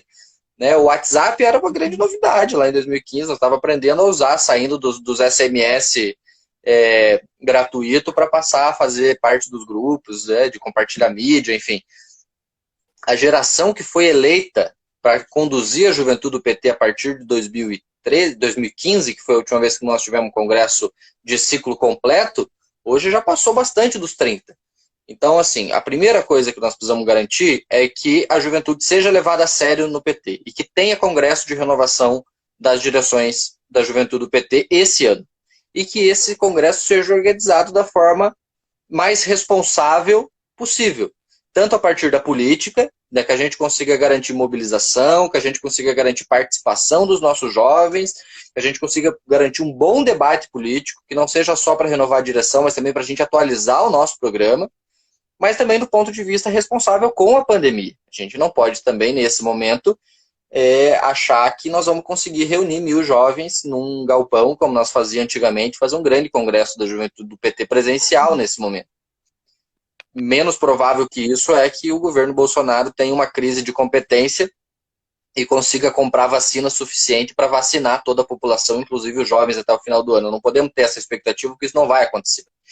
Então, o que está acontecendo no cenário nacional da direção do PT? Existe uma proposta de calendário que foi elaborado pelo conjunto das forças políticas da juventude do PT, que vai ser apresentada à direção nacional do PT nessa semana. O que consta lá? Consta lá a possibilidade da gente fazer um congresso híbrido. Ele funcionaria da seguinte maneira: as etapas municipais poderiam acontecer presencial ou virtualmente, a depender da realidade de cada município. Por exemplo, lá no município de Planalto, né, que é o seu município, da onde você com carinho está me atendendo nesse momento, talvez o Congresso da Juventude do PT tenha um tamanho de 10, 15 jovens, enfim. E tenha lá em Planalto um local que a gente consiga fazer um congresso com esses 10, 15 jovens, sem fazer uma grande aglomeração. Aqui em Curitiba, por outro lado, a gente vai fazer um congresso, sei lá, com 100, 150 pessoas. Talvez seja mais difícil para a gente fazer presencial. Então, vai ficar aberta essa possibilidade para que cada município decida se tem condição de fazer presencial ou se vai fazer virtual. Mesmo se for presencial, se algum jovem quiser participar pela internet, vai poder. Não pode ser privado de participar pela internet. Então, vai ser um congresso com quórum muito alto, porque não necessariamente todos os delegados vão precisar viajar, né? Porque eles vão poder participar das suas casas, de todas as etapas. Esses congressos municipais, nesse formato, deve acontecer, a partir dessa proposta de calendário, entre os meses de junho até agosto. São 2 meses, né? Da metade de junho até lá por finalzinho de agosto. O calendário ainda está em ajuste. Podem participar do congresso todos os jovens que tenham nascido a partir do ano de 1992 e que estejam filiados ao PT até o dia 1º de maio, ou seja, daqui 3 dias. Os jovens que se filiarem ao PT até o dia 1º de maio vão poder participar do Congresso da Juventude do PT. Quem perder esse prazo vai ser muito bem-vindo no PT também, vai participar do Congresso, mas não vai poder votar. Aí depois disso, em setembro e outubro, a gente deve ter o Congresso Estadual da Juventude do PT. O Congresso Estadual da Juventude do PT deve ser híbrido, da mesma forma que os municipais, só que necessariamente híbrido. A comissão eleitoral deve estar toda reunida no mesmo local, numa mesma data, né, durante o Congresso, todos no mesmo local. Todos os delegados que puderem chegar até esse local participarão presencialmente, mas existirá a possibilidade dos delegados participarem de casa também, a partir da internet, enfim, a presença de todos os delegados estará garantida mesmo de casa. E o Congresso Nacional acontecendo em dezembro, aí completamente virtual, mas é um virtual diferente, porque ele também que nós não vamos reunir todos os delegados no mesmo lugar do país, mas cada estado vai reunir os seus, e o Congresso Nacional Virtual vai acontecer a partir desses polos. Né? Vão ser lá 27 polos que estarão interligados através da internet. Nós do Paraná, que formos delegados do Congresso Nacional, estaremos todos no mesmo lugar, né? Que deve ser, sei lá, 10, 15 pessoas. E vamos participar do Congresso a partir da interligação desses polos. Então, o que eu posso te dizer com relação à agenda da Juventude do PT? Hoje, muito provavelmente, nós vamos ter Congresso. Está caminhando para isso, é muito difícil que a gente tenha alguma coisa que reverta. Nós devemos ter esse calendário em junho, de junho a agosto, de junho a dezembro, né, das etapas municipais até as etapas estaduais, até a etapa nacional, passando pelas etapas estaduais, e nós vamos renovar as nossas direções. Agora, qual que é o nosso desafio, Larissa? O seu também como direção municipal da Juventude do PT de Planalto, nosso da direção estadual da Juventude do PT, é garantir que esse congresso, nesse modelo, funcione. A gente consiga que a juventude, de fato, consiga participar dos debates políticos, que seja um congresso democrático, que seja um congresso auditável, fiscalizável, que a gente consiga fazer na maior transparência possível. Eu estou vendo que a Andriele entrou aqui, por exemplo, também entrou o Samuel, né? Deixar um abraço para o Samuel, mas a Andriele entrou aqui também, ela é companheira da direção estadual da Juventude do PT, de outra corrente política, né? De uma corrente política diferente da minha. Então é um desafio que nós vamos ter de garantir as melhores condições para que a gente consiga fazer um congresso seguro, tranquilo e rico, né? Que a gente consiga fazer bastante debate, que a gente não veja uma disputa sanguinária, né? Que a gente não veja o cargo sendo mais importante do que a construção política da juventude do PT, e que, de fato, o Congresso consiga refletir o que foi a juventude do PT no último período, né? Que não seja um espaço para os aventureiros, né? A galera que disputa tudo quanto é eleição, tudo quanto é espaço que quer ocupar, nem constrói a juventude do PT, mas vê que vai ter eleição da juventude do PT, vem e tenta tirar quem está construindo o tempo todo, né? Que a gente consiga fazer de uma forma bem tranquila e uma construção possível. Então, de calendário é isso. De junho a dezembro, estaremos nos reorganizando enquanto juventude do PT.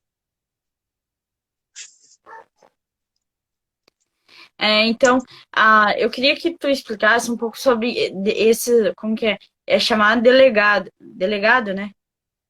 Se Isso. tu pudesse explicar um pouco. Explico. Como é que funciona?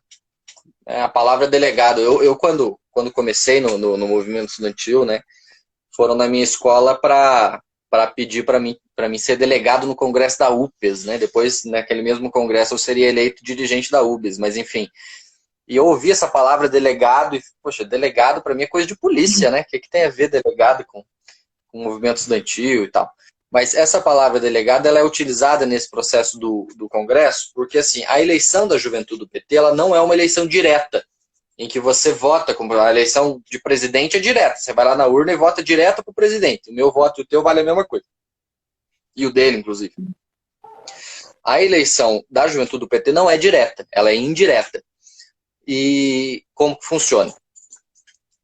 Reúne-se no município, os jovens, né, a juventude do PT do município, lá de Planalto, vão se reunir. A proporção vai ser o seguinte, se tiver 2 jovens lá em Planalto que se reúnam, um deles vai ficar com a tarefa, né, vai se delegar a ele a tarefa de representar Planalto no Congresso Estadual da Juventude do PT.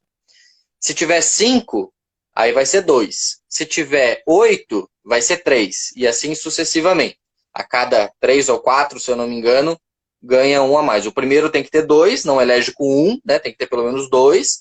E aí vai fracionando de 4 em 4 para participar. Esse delegado, ele, né, é uma tarefa que foi delegada a ele. E é uma tarefa de representação. Ele precisa sair lá do município dele, vir participar do Congresso Estadual e representar o seu município. O que acontece na grande maioria dos casos e que é um problema?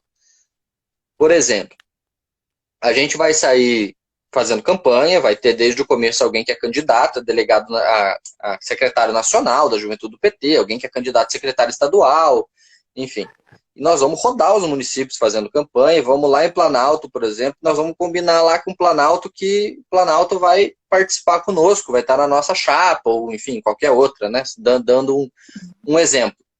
E acontece que chega no... Não vou usar Planalto, porque é um exemplo ruim, vou usar outro município, né? Vamos dizer que é Pindamonhangaba, que nem é no Paraná. E aí chega lá no Congresso, e a pessoa que foi eleita delegado lá na base, chega no Congresso e vota em outra chapa, por outra razão, né? Seja porque prometeram alguma coisa para ela, vai ocupar algum cargo, enfim, se apaixonou por alguém, fez um amigo, né? Enfim, inúmeras razões.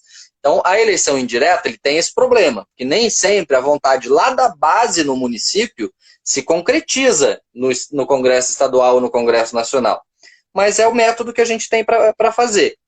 E aí, a função do delegado é exatamente essa, é sair do município e ir até o Congresso Estadual e exercer em nome do município, em nome daqueles jovens que o elegeram delegado, o direito a voz e voto no Congresso, participar dos debates e votar, e ser votado, inclusive, mas para ser votado não precisa ser delegado, só para votar. Uhum. E o mesmo acontece depois do estadual para o nacional. Não existe delegado direto do municipal para o nacional, por exemplo. A gente tira os delegados do municipal para o estadual, né, sejam lá, sei lá, vamos dizer que 10. Vieram 10 do mesmo município e participaram do estadual. E no estadual nós vamos tirar os delegados do estadual para ir para nacional. Pode ser aqueles mesmos 10. Aí outros municípios vão ficar de fora, mas pode ser aqueles mesmos 10. Como pode ser que não fique ninguém, né? Ninguém vai para o estadual. Enfim. Quais são as regras para ser delegado? Tem que estar apto, então tem que ter nascido depois de 1º de janeiro de 1992, precisa ter se filiado ao PT antes do dia 1º de maio de 2021. Se for assessor parlamentar, precisa estar em dia com a contribuição partidária. Se for filiado comum, não precisa. E aí tem a questão de gênero, né? Se for 2 delegados, tem que ser um homem e uma mulher. Se for um só, não tem como fazer paridade, mas a partir de 2 tem que ser paritário e tem que respeitar também a proporcionalidade racial, que aqui no Paraná é de 11, alguma coisa, que é a proporção dada pelo censo do IBGE. Então, são os critérios para poder ser ou não ser delegado para os congressos estaduais e nacionais. E a função do delegado é Sim. simples, é representar o município no Congresso e votar em nome do município. E outra coisa, quantos anos fica no mandato da JPT, no caso, assim, quando for? Porque tem o Sorizo, como você falou, ele entrou em 2015. Desde 18. Aí, se tu pudesse explicar isso também, que seria, eu acho que, bastante importante. Se a juventude for levada a sério, é 2 anos. Né? O combinado que nós temos é que a cada 2 anos tem Congresso Estadual, Nacional e Municipal da Juventude do PT. Essa é a ideia desde que a Juventude do PT virou secretaria lá já há pouco mais de 10 anos atrás. E a ideia é que de 2 em 2 anos a gente faça congresso. Infelizmente isso nunca aconteceu, Larissa. Eu acompanho quase todo esse processo, né? Entrei novinho no PT, nunca vi uma gestão de 2 anos. Nós podemos pegar aqui, por exemplo, o Carlos Emar, né? Lá de Maringá, que foi nosso secretário estadual, acho que de 2010, ficou até 2015. Aí o Martim agora, o primeiro mandato dele começou em 2015, deveria ter acabado em 2017, só acabou em 2018. Aí em 2018 nós tivemos um congresso extraordinário, que foi feito só os estaduais e o nacional, que era para ter durado 1 ano a gestão, ou seja, era para ter tido congresso em 2019, até hoje não teve. Então, assim, em tese, né, é 2 anos. Nós vamos lutar para que seja 2 anos, porque a gente acaba matando gerações da juventude do PT fazendo congressos com datas muito distantes. Mas, infelizmente, não tem como garantir. Né? O Sorriso, por exemplo, é nosso secretário nacional desde 2018. Em 2018 a gente teve o Congresso Estadual e o Nacional, mas não tivemos os municipais. Então o Sorriso foi conduzido secretário em 2018, ele não tinha sido eleito em 2015 tinha sido eleito o Jefferson, lá do Sergipe. Depois o Jefferson saiu, foi ser secretário de Juventude do Governo Federal, do governo Dilma, assumiu o companheiro Farina, do Rio Grande do Sul, no lugar dele, e em 2018 o Sorriso foi eleito. Mas os secretários municipais, a última vez que nós tivemos um congresso para eleger secretário municipal, e eu fui eleito secretário municipal lá em 2015, eu era secretário municipal da Juventude do PT aqui de Curitiba, fazem já 6 anos, né? Nenhuma gestão durou tudo isso. As pessoas foram ficando mais velhas, foram abandonando, foram saindo, enfim. Então não tem como garantir o tempo de duração. Mas, a princípio, é 2 anos. Travou um pouco o teu vídeo. E assim, é complicado para muito jovem que, tipo, eu passei por uma situação que eu acho que eu não cheguei a comentar contigo o que aconteceu. Chamaram a Conta. gente de geração doente, né? Comentaram lá. Tem muitos jovens que são petistas, mas não querem dar a cara a bater porque tem medo dessas represálias. Isso vai acontecer porque o dia que eu vi que comentaram na foto lá do grupo, eu fiquei assim, naquele momento meu chão caiu, porque quando fala em geração doente, aí eu fico pensando, será que é por a gente pensar diferente, por a gente ter opiniões diferentes? Aí, isso que eu me pergunto, será que eu tenho que pensar da mesma forma que aquele cara pensa? não sou. Então a gente não pode ser considerado geração doente. E isso que eu vi e fiquei muito frustrada. E até eu acho que comentei com o pessoal, não sei se eu cheguei a comentar com você, mas assim, foi uma situação bem triste para mim, né? Eu imagino, Larissa, me solidarizo desde logo com relação a isso. Mas veja, nós estamos vivendo já desde 2013, talvez desde junho de 2013, para ser mais exato, uma onda de ódio, né, de violência, principalmente de violência verbal, de violência virtual, de ameaça, de tentar achacar as pessoas mesmo que pensam diferentes, né, principalmente com a gente que é de esquerda, que tem uma posição política evidente, que tem uma luta, uma pauta, enfim. E eu, sinceramente, acho que essa onda de ódio específico, embora o ataque que você tenha recebido seja um ataque geracional, né, chamar de geração doente, enfim, Sim. é um ataque que não é exatamente a nossa geração, mas as nossas ideias, né, e aí, inclusive, de todas as idades.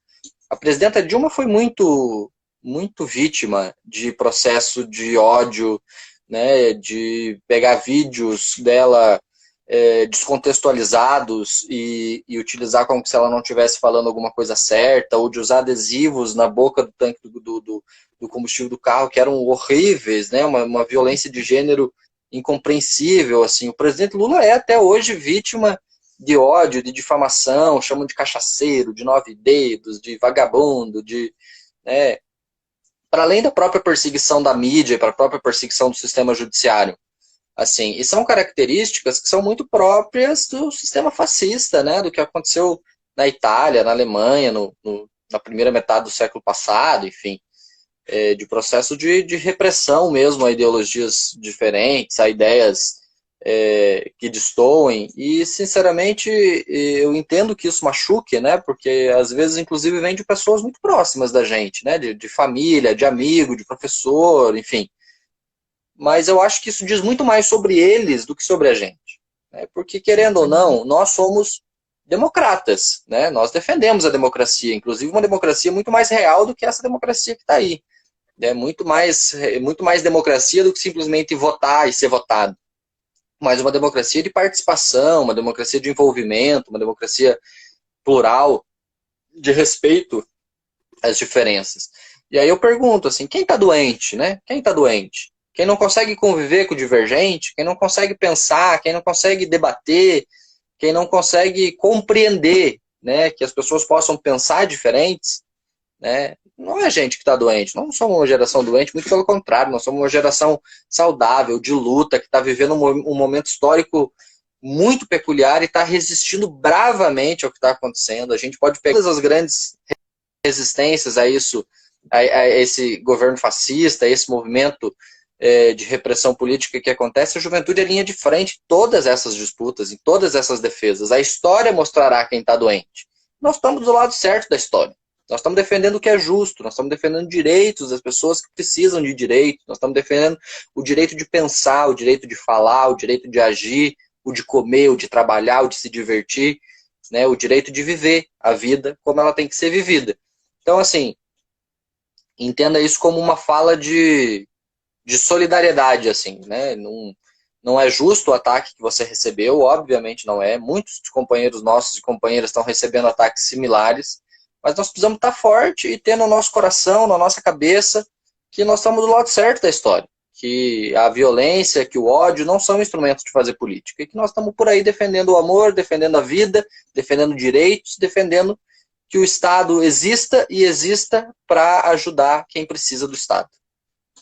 E esse antipetismo tá, desde que assim, eu percebi que o antipetismo antes era óbvio que tinha, mas quando o Bolsonaro se elegeu, aí foi um disparo, fake news, gente, e a gente, por isso que eu falo que tem muito jovem que não gosta da cara, tá, por medo.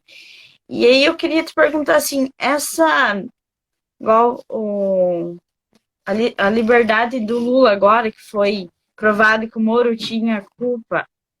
Culpa não, mas assim, será que isso afetou no governo Bolsonaro? Com certeza.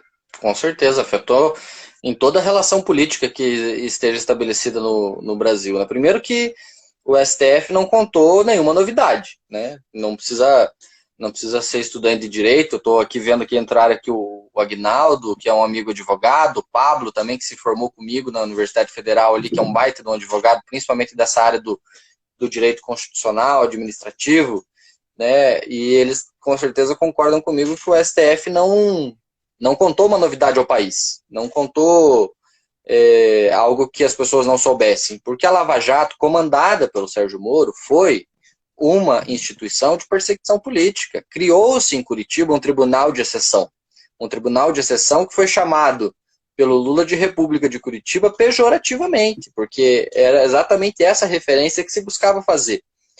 E provou-se ao longo do processo, principalmente com o vazamento das conversas lá da Vaza Jato, né, do The Intercept, do Glenn Greenwald, enfim, daqueles jornalistas que conseguiram fazer aquela importante investigação, que o presidente Lula não foi submetido a um julgamento justo, que antes mesmo da colheita das provas, ou dos depoimentos, ou do que quer que seja, o promotor e o juiz já tinham intenção de condenar o presidente Lula. Então, não aconteceu o rito normal, que é quando a gente fica sabendo, quando a justiça fica sabendo do acontecimento de um crime, ela vai buscar identificar o que aconteceu, quais foram as provas, em quais condições aconteceu e quem foi o agente culpado. Pelo contrário, eles escolheram um agente e foram atrás para ver se por acaso não tinha algum crime. E vasculharam a vida do presidente Lula e fraudaram, inclusive, a eleição de 2018. Se o Lula tivesse sido candidato, nós não estaríamos nessa situação que nós estamos, de desemprego, de economia, da própria pandemia, das mortes, enfim.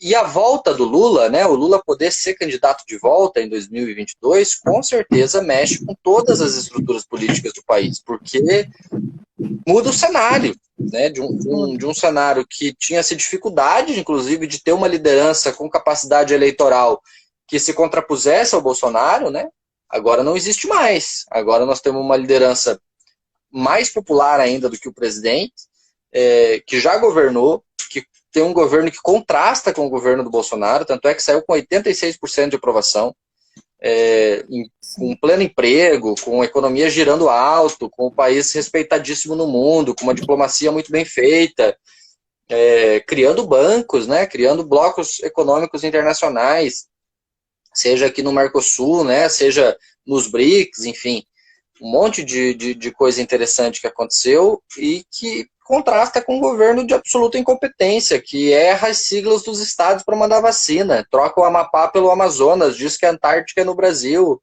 enfim, e que não está conseguindo lidar com os problemas. Assim, eu acho que o presidente sentiu o golpe, o presidente Bolsonaro sentiu o golpe, se afastou de algumas posturas um pouco mais radicais no primeiro momento, tentou fazer uma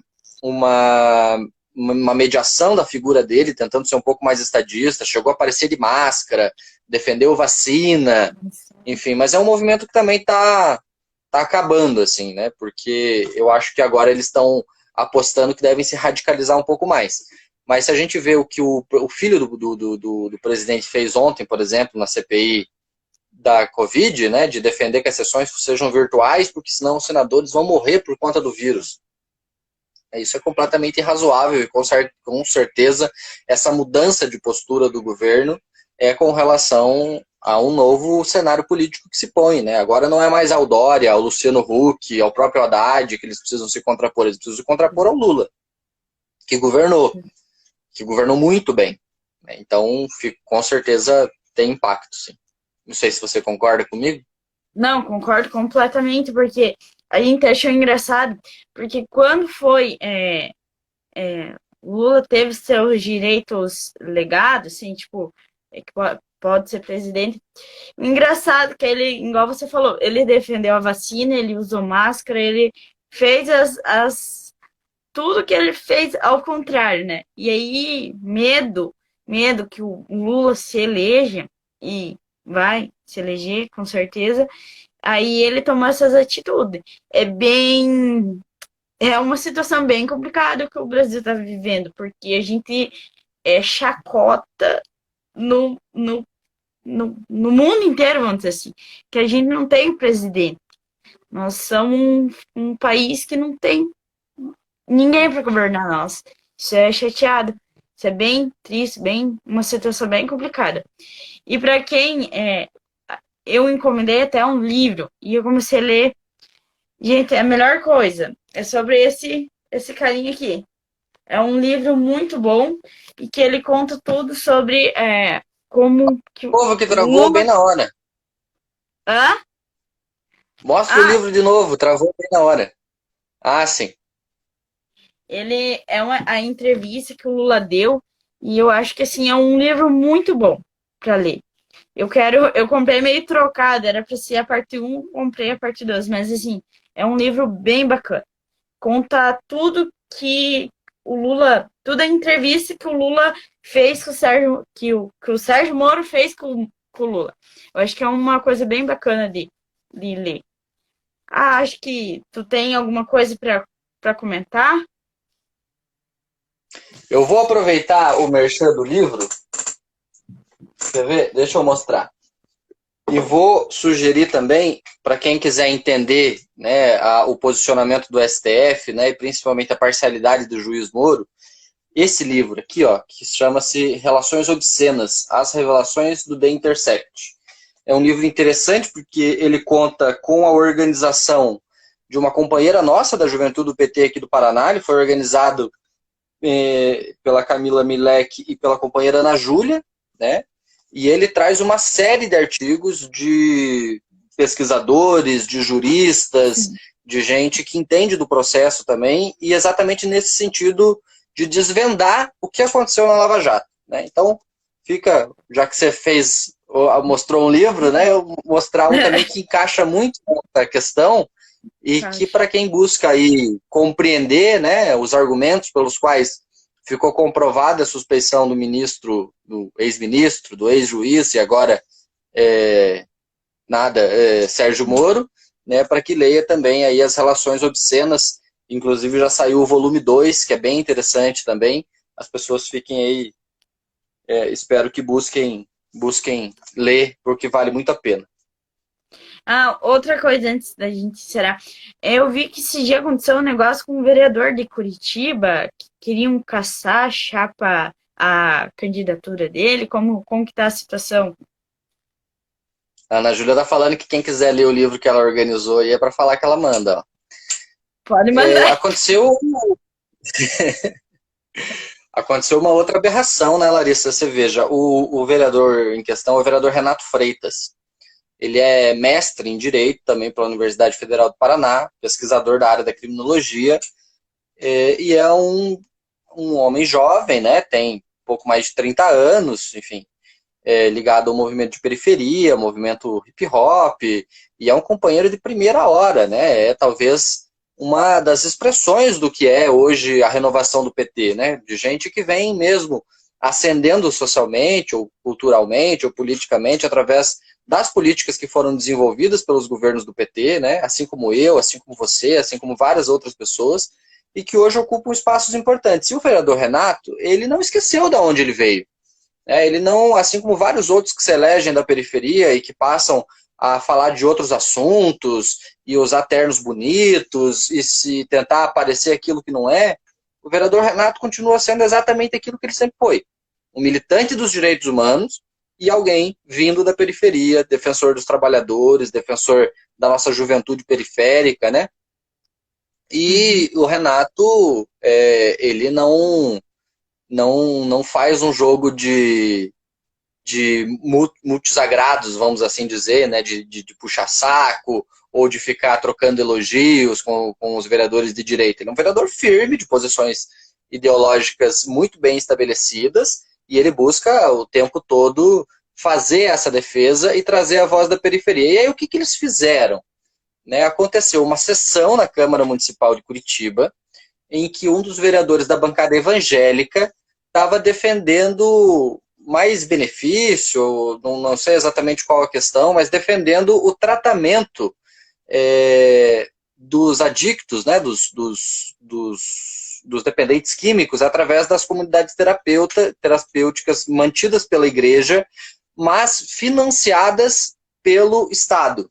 E aí eu tenho um exemplo, por exemplo, de uma comunidade terapêutica como essa, lá de Paysandu, no interior do estado do Paraná, da UNLIV, que é a União Libertando Vidas, que ela era exatamente isso, tinha algum financiamento público, era tocada pela igreja e utilizada pelo pastor da igreja para fazer lavagem de dinheiro. Não estou dizendo que todos os pastores fazem isso, mas naquele caso específico, acontecia isso. E um dos nossos companheiros, que você também conhece, que é o Dé, né, o Dé Rodrigues, lá de Paysandu, foi nosso candidato a vereador, ele assumiu a direção da UNLIV recentemente e está tocando lá um trabalho maravilhoso de recuperação, de assistência aos adictos, aos dependentes químicos. Mas, enfim, qual que é o cerne da questão? O cerne da questão é que as igrejas, né, não todas, e nem todas mal intencionadas, não entendam que eu estou fazendo uma apologia ateia aqui, porque sequer ateu eu sou, né, elas muitas vezes utilizam desses mecanismos para razões diversas daquelas que elas propagandeiam. Não estão necessariamente preocupadas com a recuperação dos dependentes químicos ou com o tratamento de saúde deles, mas com a administração daquele patrimônio, daquele bem, enfim. E vai muito dinheiro do Estado para essas organizações. E elas acabam, querendo ou não, retirando uma competência do Estado. Veja o raciocínio lógico comigo, que era mais ou menos o raciocínio que o companheiro Renato estava defendendo. Se vai ter investimento para essas comunidades terapêuticas, é claro que tem que ter, porque nós precisamos recuperar as pessoas dependentes químicas, por que essas instituições, esse dinheiro não pode ser investido em instituições públicas, gratuitas, universais, que atendam com método, com acompanhamento de assistente social, psicológico, psiquiátrico, médico, de serviço social, enfim. Por que precisa necessariamente passar pela mão de um terceiro se o Estado pode fazer direto? Esse era o questionamento que o Renato fez. E aí a bancada evangélica, 3 vereadores da bancada evangélica, eu acredito que não sejam todos, deve ter mais, entraram com um pedido de cassação do mandato do vereador Renato, dizendo que era preconceito religioso da parte dele defender que o Estado invista em instituições estatais. O que isso significa na última análise, Larissa? Significa que, por divergência de opinião, que é típica do parlamento, o parlamento existe para que as pessoas divirjam nele, né, para que tenham posições que se contradigam ali naquela mesma Câmara Legislativa, mas que por uma divergência ideológica se cassasse o mandato de um vereador jovem, negro, periférico e, obviamente, petista, né, porque com essas características não poderia ser de outro partido. Então, é um pouco reflexo disso que você sofreu, que nós falamos agora há pouco, do ataque de ódio, da intolerância política, da intolerância com aquele que pensa diferente, só que nesse caso tomou proporções maiores, né? Foi, inclusive, um pedido de cassação de mandato, né? Está correndo por aí uma lista para assinar, né? De um abaixo-assinado em solidariedade ao companheiro Renato, que, inclusive, convido todo mundo que estiver assistindo para que procure, para que assine, pode me pedir no WhatsApp ou aqui no Instagram mesmo, ali no DM que eu mando, né, para que a gente consiga assinar e defender um mandato importante do companheiro Renato, inclusive que está recebendo um ataque que não é só ele que vai receber. Né? Eu imagino que essas forças fascistas, antidemocráticas, o máximo que elas puderem atacar a democracia, o máximo que elas puderem atacar o voto direto, elas vão fazer. Hoje, estão ameaçando o mandato do Renato. Em 2016, caçaram o da Dilma. E se a gente não resistir, e a gente não tiver condição de defender a democracia, o voto direto e a liberdade de expressão e a divergência de opinião, nós vamos viver um Estado muito restrito, né? Em que a gente não vai mais poder pensar, que a gente vai apanhar pelas nossas posições políticas, vai ser preso, e a gente já teve na nossa história recente, né, aí, pouco mais de 40 anos atrás, um período nesses termos e muito, muito dura, né, que foi a ditadura militar. Eu queria ver, tem mais alguma coisa que gostaria de falar e coisa? Queria deixar o convite para os nossos companheiros, né, que estão aí nos assistindo, mandar aqui um beijão para Gé, lá de Irati, né, nossa querida cidade de Irati, o companheiro Lucas, que está ali pedindo para eu mandar. Lucas, eu vou mandar sim, pode ficar tranquilo. Se você puder me mandar uma DM aqui, fica mais fácil, mas senão eu te procuro daqui a pouco e damos um jeito para eu te mandar o abaixo-assinado. E fazer um convite principalmente assim, para que as pessoas filiem-se ao Partido dos Trabalhadores. E filiem-se para que a gente construa uma resistência e uma renovação geracional super importante para o nosso partido, para a nossa ideologia. Nós temos lideranças de diversas gerações que ocupam cargos importantes, que já foram presidente, governador, senador, deputado, prefeito, vereador, e que fazem uma luta brilhante, brilhante, que a gente muito se orgulha. Mas nós, jovens, precisamos nos somar a essa geração, precisamos participar desse processo, precisamos também ousar defender as nossas ideias publicamente. Cabe esse papel à juventude.